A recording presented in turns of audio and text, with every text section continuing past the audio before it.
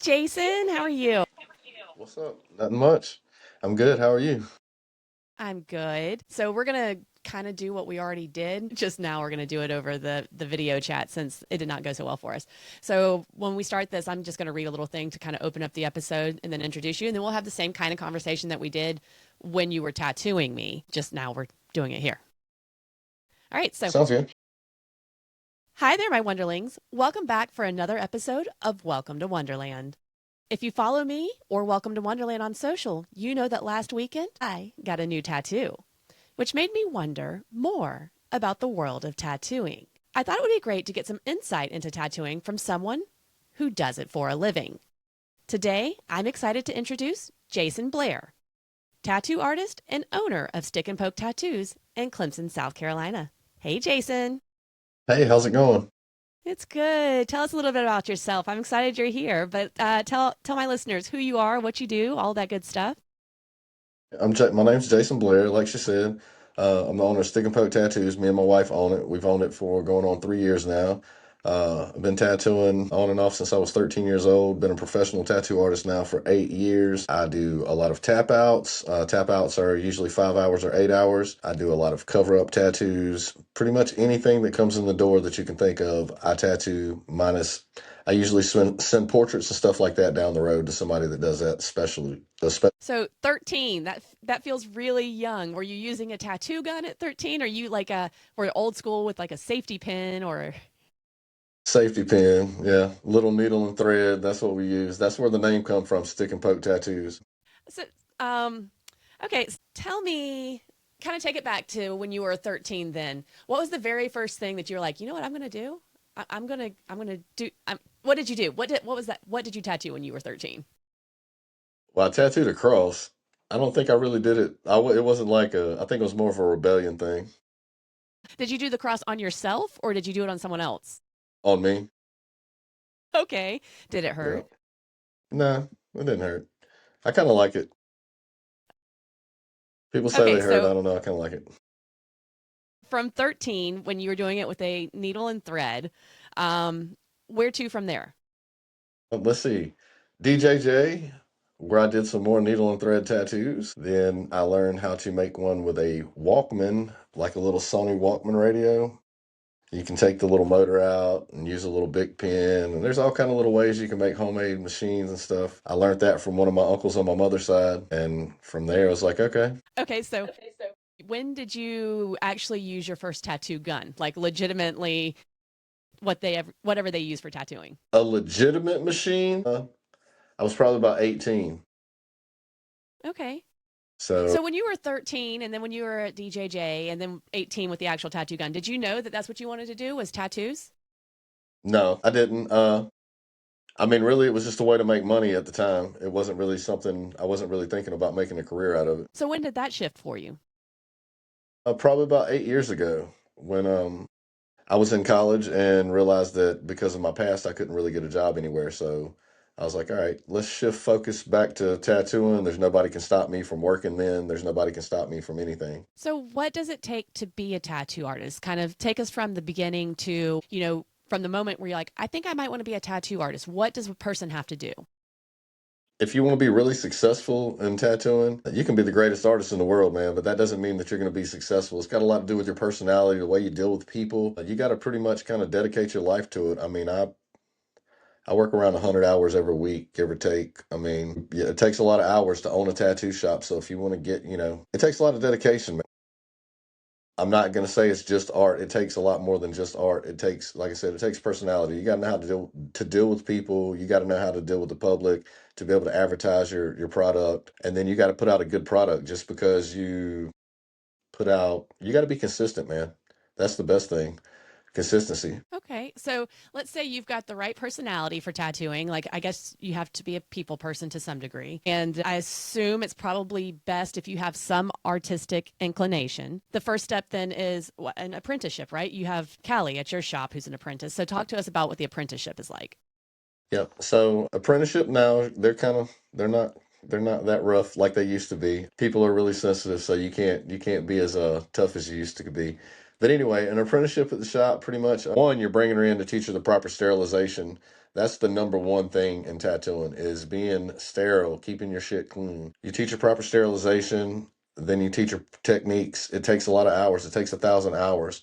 By the time she's done doing an apprenticeship, she should be able to completely, fully set up. She should know the proper sterilization techniques, the proper disposal techniques after you're done tattooing. She should know how to run the shop, basically from start to finish. Pretty much what I do, minus she's an employee. So 1,000 hours feels like a lot. I feel like there are lots of jobs that don't require that much time. Is that a strict guideline or? Yeah, it's a strict guideline. It's a DHEC guideline. It used to be 2,000 hours and they changed it to 1,000 hours. So the 1,000 hours, I'm not going to say that it might be 1,000 might be a lot in today's society because you don't have okay, so from 8 years ago when I started, you had an autoclave. Like I used metal tubes, I used coil machines, I used all kind of stuff that took a lot of extra steps and a lot of extra precautions to properly clean. Now it doesn't like the machines come, we use pins, so they come with like grips that you can put on and it slides up over it. It's already like you close it off at the end, it's sterile. When you take it off, you wipe the machine down. It's a lot less process that you have to do. So yeah, 1,000 hours may be a little excessive, but at the same time, 1,000 hours gives them enough time that they can fully understand how a shop works. And in 1,000 hours, you'll know if you can be a tattoo artist or not. I So believe that. So I just did the math over here, and I'm Barrett, check behind me because I'm bad at math. But 1,000 hours, if an apprentice did it 40 hours a week, so it was mhm. their kind of full time job hours. I'm looking at 25 weeks. Is that right? Like Yeah, that's that's about basically right. half a year, 6 months that someone is training before they can even really tattoo a real life person. Yep. Well, so all right. So the thing with an apprentice, they can tattoo during 1,000 hours. You have to be 21 years old in order to be able to tattoo on a person. If you're not 21, you can still be an apprentice under 21, but you can only tattoo fake skin and learn proper sterilization and stuff of a shop, the techniques, how to run a shop, stuff like that. You can't actually tattoo a physical person. You can tattoo. They make little things of fake skin. They make it all the way from like $1 a sheet to $40 a sheet. So I mean, it can get really realistic, like real skin. So I mean, like there's things that an apprentice can do that's under 21 to learn the technique, and then when they turn 21, they can come straight into tattooing. If they're over 21, they can come in as an apprentice, and after so many hours, when the artist feels comfortable, the artist can supervise them and they can tattoo. Okay, so supervised tattoos, like you Yeah. couldn't be like, all right, you got this for the day, I'm going out. Yeah, no, But you you would have to can't leave sit the in there you and can't leave them at the shop. No, they can be in the room by themselves as long as I'm coming in and I'm checking on them and making sure everything's good. But I couldn't leave them at the shop. No, I have to be present. okay, so you've got to be 21 years old to tattoo. Yeah. Does it require a license? The shop itself has to be licensed. The shop has to have a business license and it has to be inspected by DHEC and be permitted to be a tattoo shop through them.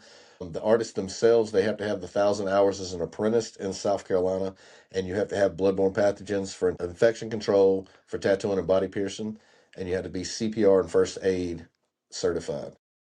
And how often do you have to recertify in those things? Retake the bloodborne pathogen, retake the CPR. CPR is every 2 years, and then the bloodborne pathogen is every year. In Okay, South Carolina, it's every year. There's other do you have to states go like, someplace for it? ma'am? Is it like an online thing or you have to go Yeah. someplace for it or? You can go. I mean, there's places you can go. Like, I don't know if Greenville Tech still offers. Greenville Tech used to offer the course, and you can actually go in and do the bloodborne pathogens. If you're working in a tattoo shop, you deal with bloodbornes every single day. So once you get the certification, like you're literally dealing with it. It's pretty much kind of like a refresher course every year, is what it is. In Florida, when I tattooed down there, it's a little different. You go through this 4-hour course online. They come out, they inspect your stuff, and then your bloodborne pathogen is good for life. You don't ever have to redo it. You don't ever have to, because they know like you're dealing with it every single day. So Right. Okay, so you've got your bloodborne pathogen, you've got your CPR, you've got your. Do tattoo artists have to do this or just a shop owner? everybody in the shop has to Everybody. have it. Yep. 1,000 hours, and then you are ready to tattoo. So, what do you have to tattoo? I assume you need the gun. Yeah, It's a you need a special gun, machine. right? Definitely not a gun. This is where it gets fun for me because as a professional artist, we don't call them guns. That's usually for the people that work outside of the shops, and we call them. I'm not real disrespectful to them because I came from there, but they're called scratchers. So it's a machine. Yeah, you have to have your machine. You have to have the license, like I said, being a licensed shop, machine, ink, and depending on what the shop supplies, you're going to have all your own needles, your gloves, stuff like that. Usually shops provide, we provide like the bibs and stuff for your setup. We provide A&D, razors, saran wrap, like Paper, green soap, yeah, green soap. all your cleaning products. Yeah, all the cleaning products and stuff for the shop. Mainly the artist just has to bring, so at my shop, I prefer the artist to have their own chair, their own toolbox. Usually if an artist has their own chair and their own toolbox, they've been doing it for a while. You kind of know, like, all right, they're not new to the game. Chair, toolbox, if you worked at my shop, your own machine, needles.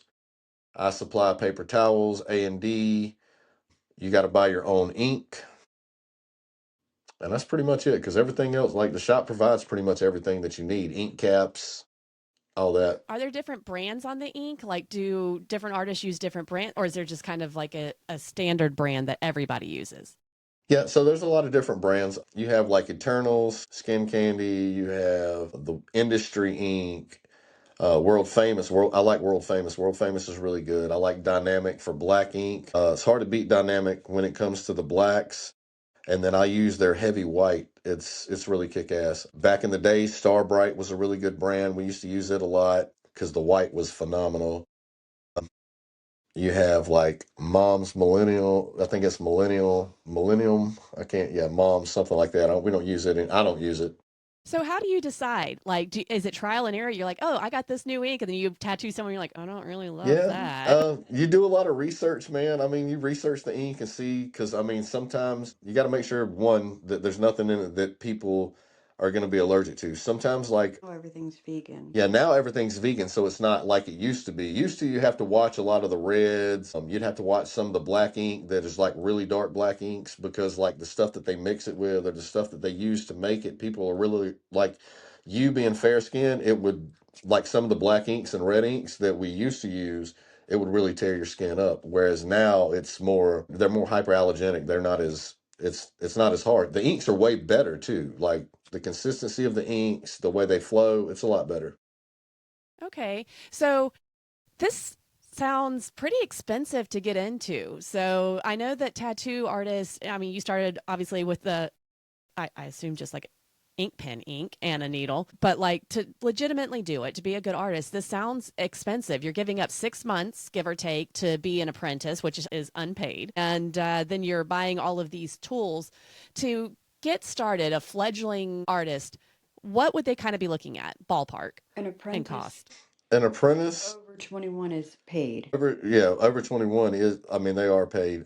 Okay. If you were just trying, let's say you were 20 years old, and you had somebody that would be willing to give you an apprenticeship, you follow all the rules, you're not going to tattoo anyone, you're not bringing them money. I mean, obviously, you're not making any money for the shop.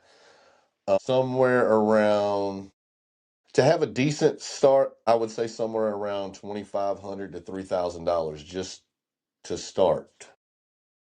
The booth Okay. that you came in at my shop probably have, I've got at least $8,000 worth of machines in that one booth. The chair, that's $10,000 with the chair, not counting the audio. Like I probably have, I'm gonna say $25,000 or better in equipment in my booth that I use daily. Including Holy inks and cow. Yeah, and that's not So, including. That's probably not including the inks. geez Louise. Are Yeah, I those probably have expensive like too? $3,000 worth of ink. Man. Okay, so when someone goes for a tattoo and they're like, it's going to be $300, $400, whatever it is, really, that is maybe a little cheap considering how much it costs to get into it. And I mean, not just that. So you have that aspect of it on supply. So I mean, I'm obviously established. I probably spend somewhere around $500 to $600 on my supplies a month, not shop supplies. On Jason's inks that he uses, needles that he has to replace, stuff like that. I mean, yeah, so you figure $300 is pretty cheap. So I do, like I said, I do the tap outs. I do 500, I do 5 hours and I do 8 hours. I do 300 and $500. The average go around my area for an artist is somewhere around 125 to $150 an hour. So you're automatically getting discounted coming there. And then people they don't take into consideration, like we have to pay power, water, and rent. Okay. The rent alone for my building is $2,700 a month, not counting power and water. Right. So that leads me into one of my questions is what are some of the difficulties in owning a shop, like being a shop owner versus just being an artist in someone else's shop? Owning the shop is a lot more difficult than just being an artist. When you're an artist, you just come in, you work. A lot of times, whoever owns a shop feeds you work. They give you clients that come in, they walk-ins and stuff like that. Because all that, like most of the time, a lot of times, not all. So a lot of people don't get offended. Nobody over this. A lot of shop owners don't. They're not like me. They're not tattooing all day. They're not doing what I'm doing all day long. I'm right there with the people. Like, I mean, if I'm asking you to do it, I'm going to be right there with you. But a lot of them don't. They're not doing that. So it's more of a money thing. It's when you're an artist, you don't have the stress of all the overheads. You don't have to worry about the people that are working for you if they're going to have a job the next day or the bill's going to be. You know what I mean? When you own the shop, you have to take into consideration however many employees you have working for you. Those lives depend on you every day to have a place to work. That's the difference in me and a lot of people that own a tattoo shop. That's why I'm there every day, all day. I don't rely on my artist ever, never going to be able to pay my bills. If I can't pay on myself, I probably don't need to own the stuff that I have. So they're beneficial for me. Yes, they help me achieve things that I'm trying to achieve. But owning the shop is a lot more stressful because you have them to worry about. You've got the overhead to worry about, the supplies. You have to worry about if something happens in the shop, like you have to be the one to handle it. There's a lot of things that you have to worry about. Do you take on liability for your tattoo artist? So like if you've got a tattoo artist who breaks protocol and, doesn't follow the procedures they're supposed to follow, or if they really hurt somebody or really botch a tattoo, like does that come back on the artist or on the shop owner? So most of the time that's going to come back on the artist because on the artist, you sign a waiver when you come in the shop, kind of getting rid of responsibility towards the shop. It's on the artist because the artist is individually employed at the shop. So now as far as me being the shop owner, if you botch a tattoo or you mess a tattoo up, like I'm the responsible person that will fix it. Yeah, I'll honor that and I will make sure that the person has a great tattoo. Well, and the good thing is you do cover ups and things like that. So you're used to fixing tattoos. Yeah, I'm used to fixing them all the time. So talk to me about obviously you're in the world of tattoos, and I assume that you have to pretty regularly tattoo somebody who's getting their first tattoo. Yes. So for someone who's getting their first tattoo, what are some things that they need to think about? One, before they even come into the door, like before they even come in to talk to you, but then as they prepare to come in and what they should expect as someone who's a novice. First and foremost, don't listen to your friends. Ask the tattoo artist, ask the person that's going to be tattooing you because every artist, I don't care who you are, every artist has a certain way that they do things. They have a certain procedure they do for aftercare, or they have a certain thing they want you to do before you come in. There are certain rules to that. Like the very first thing I'm going to tell you when you set an appointment with me, especially because I do the tap outs. So the very first thing I'm going to do is tell you, hey, be sure you eat a good meal before you come. Bring you a couple snacks with you. Be sure the night before that you're not out drinking and partying all night because it will cause, I mean, obviously your blood's not going to clot properly. So it's going to cause you to bleed more. A lot of artists believe that that's because the ink will push out. That's not necessarily the case. It's more or less, it's a sterile thing. Thinner blood is going to bleed more than a normal person. So that, and plus, if you're under the influence of alcohol or a drug or something, your vision is impaired. Psychologically, you may not make the right decision, and that would be on me, on that Right. case. Makes you So old. yes, and making sure you're 18. You have to be 18 years old in South Carolina. No, you cannot have your parents' signature. It does not work. It's not one of those states. 18 is the minimum for a tattoo.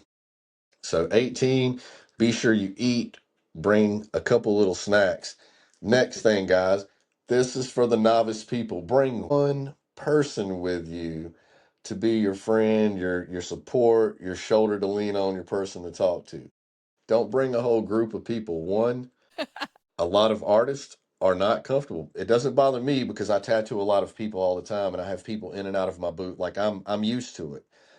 But I do hear a lot of complaints from a lot of artists that's worked at my shop as far as the people coming in the booth. Like they're like, damn, I wish, they would only bring one person, not mom, dad, brother, sister, aunt, uncle, cousin, niece, nephew. Like you got 10. Distracting. Yeah, it's distracting for one for the artist. And then two, you can't focus on what the artist is telling you because you got too much going on. So you can't really pay attention to the process.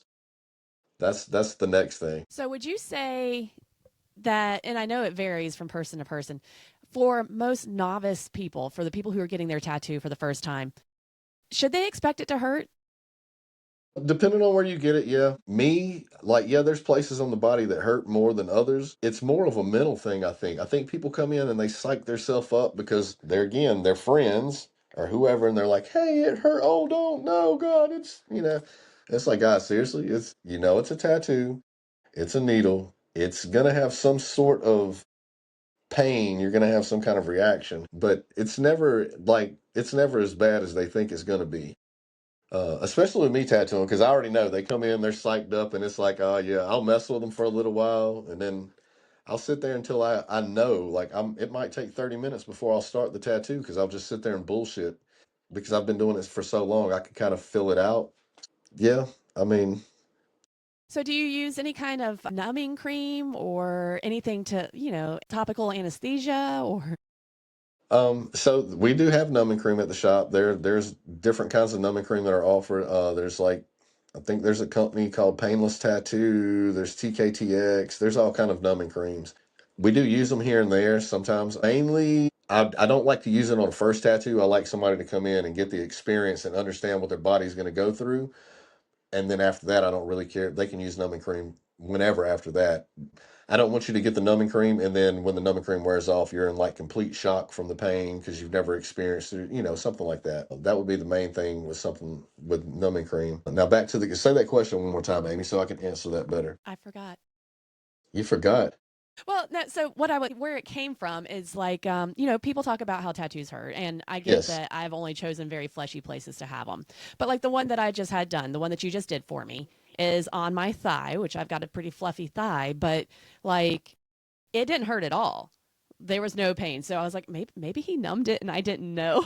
No, no, Or I maybe didn't that's numb a it. standard. No. So I think a lot of the pain also I think a lot of the pain comes from the experience of the tattoo. Like when I say experience, like life experiences, a lot of the when I say older women, me and you are the same age. If you guys know how old I am, if y'all know me, then this is my cousin. So, like, for someone our age, it's a little different because we've been through things in our life. We already know, like, hey, all right, yep, this is nothing, shit. And you sit back, you don't really think about it. It's like therapy for someone. I'm gonna say 30 and up. Most of the people that come in that are 30 and up, it's therapy. Most of the younger people that come in, it's more of like a status quo type thing. It's like, oh, well, I've got a tattoo and, you know, Jim's got a sleeve and I'm going to go get a sleeve and that type of thing. And the pain thing from them is more of they've listened to their brother got a tattoo from Jim Bob down the street out the trailer out the back door and they use spit rags and stuff to wipe it off, and he had an infection or some crazy crap. And I mean, you get what I'm saying? Like Yeah. it's a mental thing, man. If you come to the shop, it's got a lot to do with the artist too, though, because you have artists that really don't care about the clients, and when I say they care more about the money, so they're not trying to make it a pleasant experience. They're not trying to make it comfortable for you. They're just trying to get you in, get you out, get the money, and get the hell on through. That's a lot of what I see in the industry, and that's a lot of pretty much why I don't have a lot of people in my shop. I have some people that I wish would come back to my shop, but as far as like for the most part, the people that have left my shop, I'm glad they're gone. Okay. So So now we've kind of talked about what it takes to be a tattoo artist, and we talked about kind of the cost associated with it. We've talked about what it's like to get a tattoo. And so you mentioned older people, even though we're only in our 40s, Jason. But does it get harder to tattoo on older skin? Because, like, my skin is not as, you know, nice as it used to be. Yes and no. Sometimes, I mean, I've tattooed. Okay, so I tattooed Uncle Kenny. Uncle Kenny's what, 74? It's his first tattoo. I tattooed him. It was flawless. His skin was great. Like, it couldn't have got no better. I mean, even him being that old, a lot of times older skin, Uncle like you Kenny, hit. he's calling you old. Yeah, he knows. I love him though. A lot of times when you hit older skin like that, like it cuts. It's like you got to cut the machine down. It's a technique to it because you'll tear the skin like you're talking about. But then there's a lot of times that the older person will actually surprise you because their skin will actually be better than our skin. I don't know. I mean, they work out like Kenny. I mean, perfect example. I touched him with a needle and I was like, dang, man, this is going to be great. Like yeah. So, and I have tattooed some older people that exactly what I said. Like it takes a little more work in instances where the skin doesn't. All right, so what you're saying, because the skin's not pliable and stuff as it was when we were younger. There are instances where I can't put as much detail into something. I have to be like, okay, hey guys, we're gonna have to change it up a little bit to this because if we go this route, it's just gonna blob, like it's not gonna look proper. But it's very rare. It's very, very rare. I did a butterfly on a lady in Daytona. She was 78 years old. It's in one of the books at the shop. It was flawless. And I mean, her skin, she had older people's skin. It's all about selection of where they put it to. That has a lot to do with it. So, who's the oldest person you think you've probably tattooed? The 78-year-old? No, I tattooed a doctor. He's retired. He is 80. So he got his first tattoo when he was 70 years old. He came to me to get tattooed when he was 80. And he said if he's around when he's 90, he'll be back. What So does an 80-year-old person get tattooed on them? Come on, I got to he know. got an apple tattooed on him. An apple, Like, a little bitty apple on his arm. It was why? something to do with his, Doctor, I an apple thought a day keeps the doctor away. something like that. Okay, that's funny. So, and then I guess you probably have a lot of 18-year-olds then. So, since that's the youngest you can get it. Yep. We have a lot of 18-year-olds. A lot of college kids come in. Do you do a lot of For the clips and most paws? part, no, I don't do a lot of tiger paws, believe it or not. I don't do none of that. They usually come in, man, they want the little dainty spine tattoos, like the little bitty flower bouquets and stuff like that. Most of the time, it's a group of girls that come in. They don't usually, if the girls come in by themselves, they're usually coming to get tattooed by me. They're coming to get a tap out, or they've already been tattooed by me at some point. If they're 18 and they're just coming in the shop, it's usually like three or four of them, and they're coming to get the little small dainty specials that we do because we do daily specials. We do $20 and up tattoos every single day. I'm not against it. I'm never going to be too good for that. How long do those take? So, because I saw your little. 5 minutes. Really? Yeah. It takes me longer to set up and let the stencil dry most of the time than it does to do those little $20 tattoos.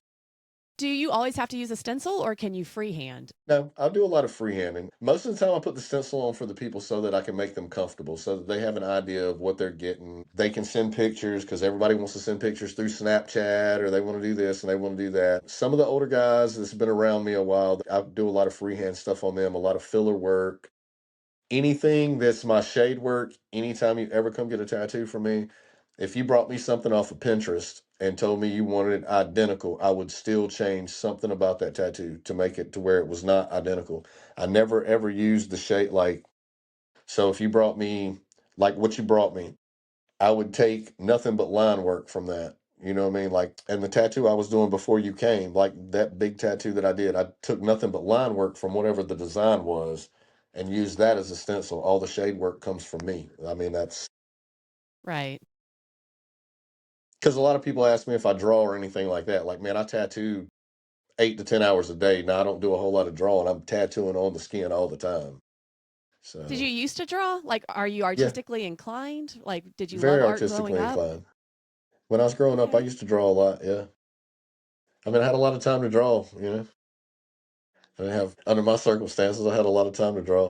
So, and if you're comfortable talking about it, I am going to kind of come back to that. But we talked in the shop about how tattooing, and you referenced it at the beginning of this conversation, but tattooing is one of the only fields really where you can get in pretty easily, even with a history. So, do you find that it's not uncommon to have, or for people with I don't even know what the right word is. With a record?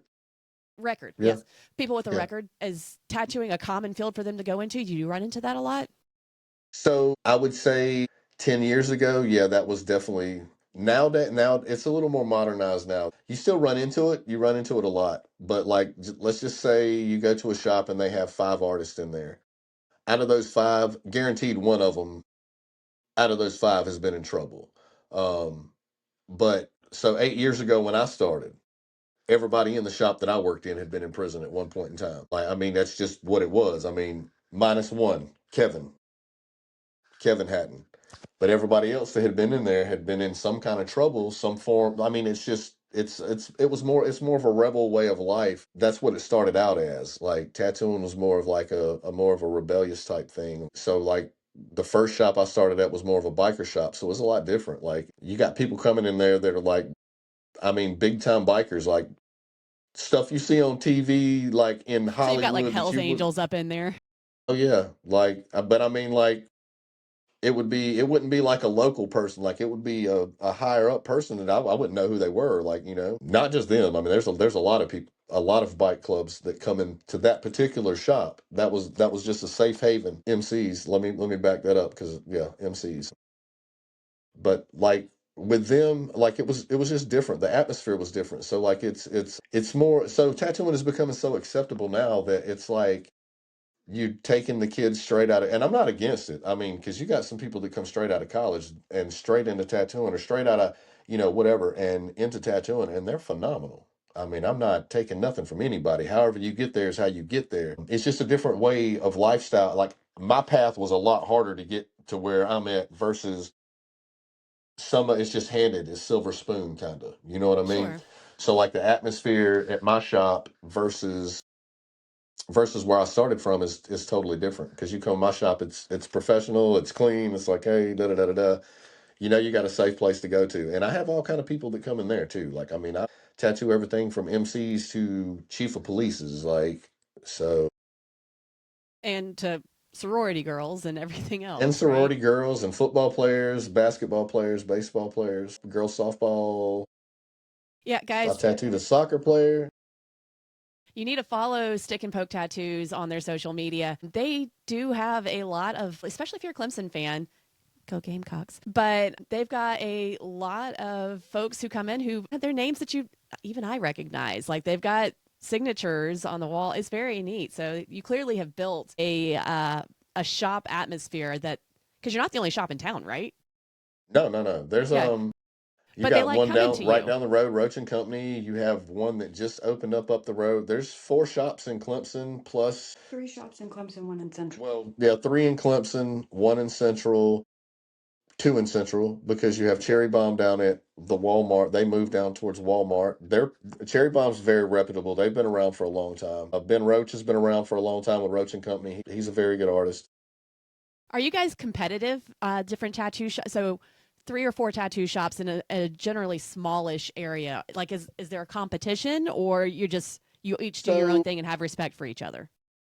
I mean, right there where we're at, like me and Ben Roach have been there the longest. The other 2 shops just kind of opened. It's not, I'm not nothing against them, because I mean, I know the one guy, but it's like, it's no competition with them. Like, it's not, I have There's my, plenty of college kids to yeah, go there's so many around. college kids. And then like my reputation, I've been tattooing for so long around that area, like that, yeah, for me, it's no competition. For Ben Roach, there's no like, no, because he has clientele that is set for, hell, he's booked for like a year, 2 years. Like he has Wow. clientele for days. Yeah. Um, Now, I mean, there is a lot of that. There's a lot of hatred, a lot of stuff that goes on in the tattoo industry. I mean, you are, no matter what, you're always going to have somebody that doesn't like you, doesn't like something that you've done, or you've offended them because you didn't like what they did and you fired them. You know what I mean? Like you have Right. stuff like that that goes on. But as far as like real competition right there in Clemson, no, everybody just kind of do their own thing. Like Ben, he's a specialty artist. He does all kind of specialty work. Like he does portraits, all kind of stuff. Like he's really good. I'm a street artist. I do everything that comes in the door. Like I don't specifically specialize in traditional, or I don't specifically specialize in black and gray. If I specialized in anything, it would probably be cover ups. Cover ups is probably that would be my strongest point ever on a tattoo. I'm really, I don't know, God gifted me. I can see something that other people can't see in that. I mean, So, and now you're kind of talking about styles, and I'll go more into this when I do my research and kind of the off part of it. But we already talked about, excuse me, sorry. We already talked about the apprenticeship, and you learn from someone who's already an experienced tattooer. But there are so many different styles of tattooing that are somewhat standardized. So you've got the, the traditional or the Japanese or whatever. Are there like courses that people take to be able to learn how to do those, or like do you oh, yeah. have to know how to do all of them, or how does that work? I think I mean, some of the people are probably naturally gifted, and that's so like maybe at 3 years old or 4 years old, they seen a piece like that and they were like, oh man, and they were drawn to that kind of work. And I mean, you have some people that are natural talent that just come off the top of their head with that stuff. Then you have, yeah, obviously you could go to school and study Japanese traditional work. I mean, stuff like that. You could take classes at college or something and learn. Like just regular tattooing, something like that. No, you're not going to be able to learn like at a college. But if you wanted to learn traditional art, you could go to school for something like that. Japanese, like you're saying, Japanese, that's a whole style. I actually have some of behind me actually on a picture. So yeah, that's a complete style you would study because it's different. Most people that do that specifically, like when you see the really, really kick-ass pieces that are online that people do, and it's like a whole leg, that's all they do. That's the type of So work that's they what I was do. going to ask. Are there certain things that I know you said you called yourself a street artist. You basically will take anything that comes in. But are there shops that are like, we only do portraits? Like, don't come to me if Yes. you want a little butterfly tattoo on your wrist. Come to me if you want a picture of your dog or your late grandma on your shoulder. Yep. There's plenty So of the same there's thing with like, places that are like that. are there some that literally like do people know that before they go in, or is it just kind of a that's just when you get there they're like, we don't really do that, I'm gonna need you to go someplace else, or they're like, hey, no, I do American traditional or whatever that style is called, and that's all I do, and if you want that then come to me, otherwise make your appointment somewhere else. Yeah, I mean, so you have artists that literally say it just like you just said it right there at the end. I mean, I do American traditional. You want American traditional, come to me. Or I do black and gray. You have artists that specialize in black and gray, artists that specialize in like neo traditional. And then Most people know that before they go to a yeah, shop. and most people do research, not everybody, because I have people you always should research your artist. I have a 5-star rating. I've been doing this for a while. You should research your artist because yeah, okay, just most people do research, but the ones that don't, they do go in the shop. And a lot of times you have artists, everybody's not nice when you come in the shop. The people that I deal with, I'm super nice. I'm like I deal with a lot of classes of people. Like I'm not gonna be an asshole because you come in and says something crazy. What do Sure. you think on that? Y'all say hi to Dana, by the way. She is Jason's Hi. wife. We can't see her, but I can hear her.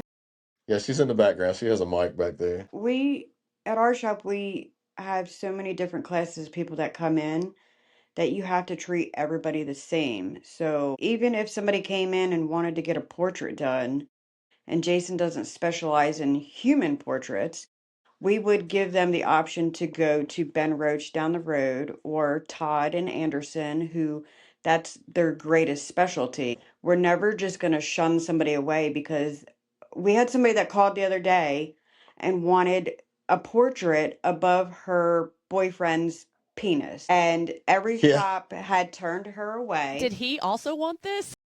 I'm not I sure. I don't know if he even had an inkling that that was happening. Yeah, we're not. I'm not sure.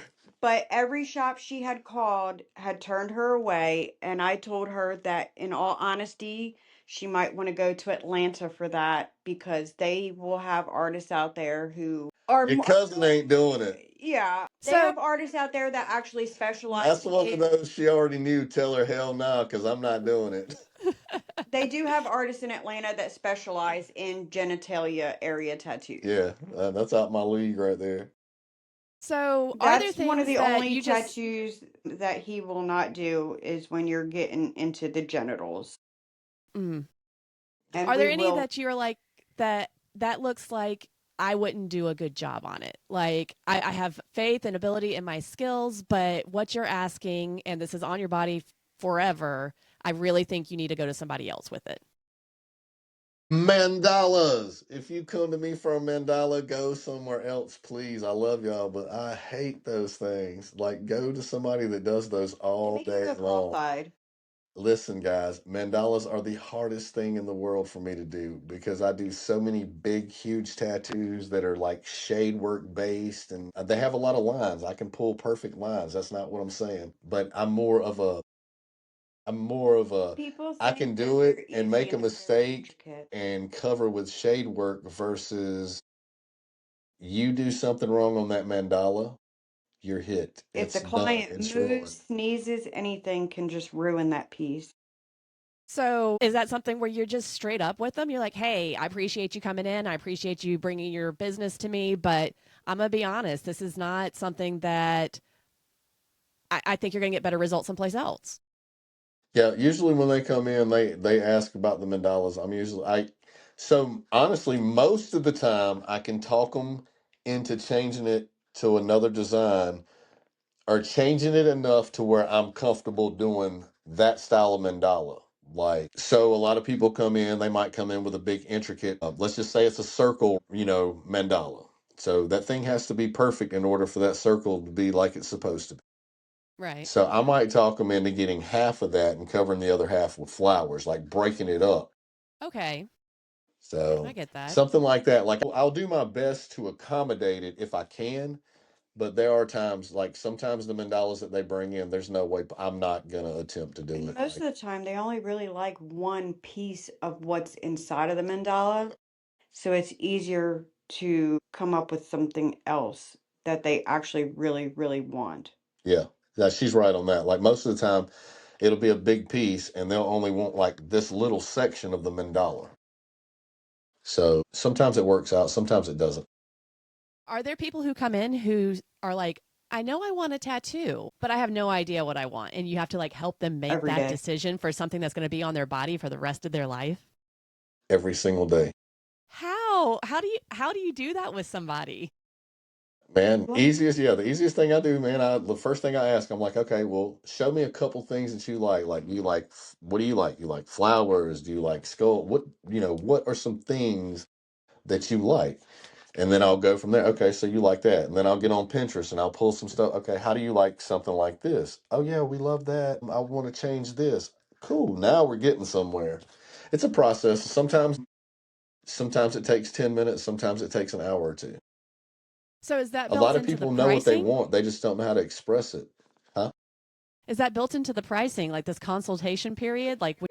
So I don't know how long the time It's periods free. are. Okay. The consultation portion of it's free. So most of the time, all right, for me, they don't even get to me unless they have an appointment.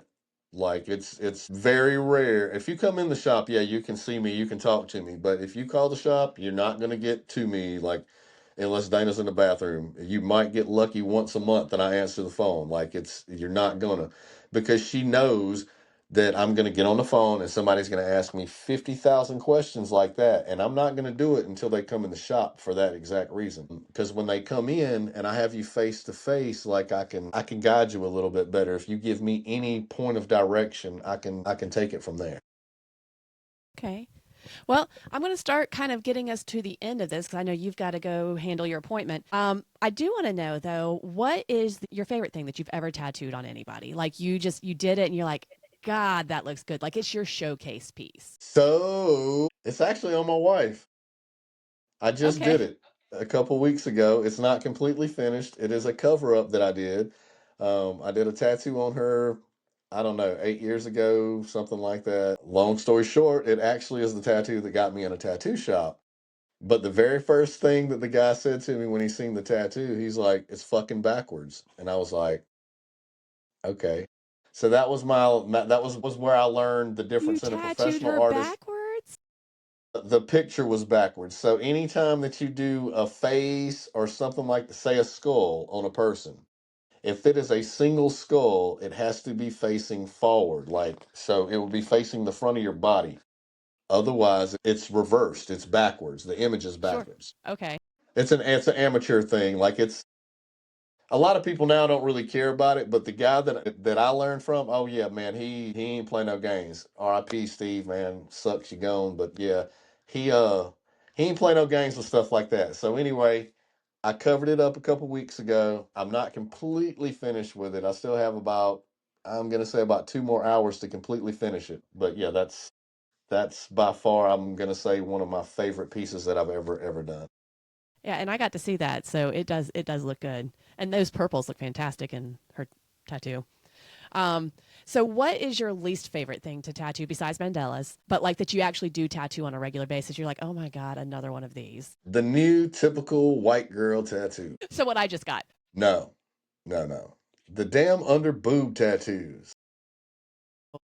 I don't mind doing, I mean, but guys, stop coming in and getting like two little vines up under your boobs. I'm a 43-year-old man. That's not attractive. Get some flowers. Get something crazy. Like, if you're going to do it, like, go all out. Come on, man. So I those are the hate new those tramp things. stamps from the late 90s and early 2000s. So that's the new tramp stamp between that and then they do little spine tattoos down the center of the spine. I don't mind those too much. Most of the time, the people freak themselves out over those. They're like, "Oh God, it's gonna hurt." They're not that bad, like, but they psych themselves out. So those right there, and then yeah, the little I don't even know what they call. What are they olive branch things that they want to put? Yeah, the olive branch things under the one. Yeah, no, it's not. I hate them. It's a new fad. Yeah. Okay. Well, that is all I've got. Why don't you take a minute to give a shout out to Stick and Poke Tattoos? Go ahead and give us the spiel. I know you know that all by heart. All right. Man, you already know what time it is, man. Jason up at Stick and Poke Tattoos in Clemson, South Carolina, 1376 Tiger Boulevard, Suite 210. Phone number is 864-306-4700. You can call or come by anytime, Monday through Saturday, 10 a.m. to 8 p.m. Somebody will be there. And if they're not, they will message you back on Facebook, Instagram, or TikTok. So be sure you hit us up, man. We got custom t-shirts. We got tattoos. Get y'all asses on up there. Y'all know I do tap outs, 5 hours and 8 hours, $300 and $500. Peace. Fantastic. And for anybody who is Welcome to Wonderland following but does not yet follow Stick and Poke Tattoos, what are the names? Who do they Okay, follow? so on Facebook, it's Stick in Poke, the letter N, Poke Tattoos, Clemson. Clemson. Same thing on Instagram, same thing on TikTok. When you're on TikTok, there is a shop page, and my personal page will say the same thing. The difference, mine has my name on it, which is Jason Blair. Same thing for my Facebook, it's Jason Blair. It's got the shop in the background, the Mustang, and if you click on that, you're going to find the shop on my page. My Instagram is Jason Stick and Poke Clemson, and then my YouTube is Jason Stick and Poke. I think it's Jason Stick and Poke Tattoos. Yeah, Sigma Clemson. maybe. I don't know. If you look up Jason Stick and Poke, it'll pull them up though. And guys, on his YouTube, that's more than just tattoos, right? That's you getting into the car stuff and all of that. So if you guys are into all of that kind of stuff, definitely check that out from Jason. So I appreciate you being here today. My Wonderlings, I hope that you have enjoyed this episode. Until next time, be safe, be kind, and stay curious.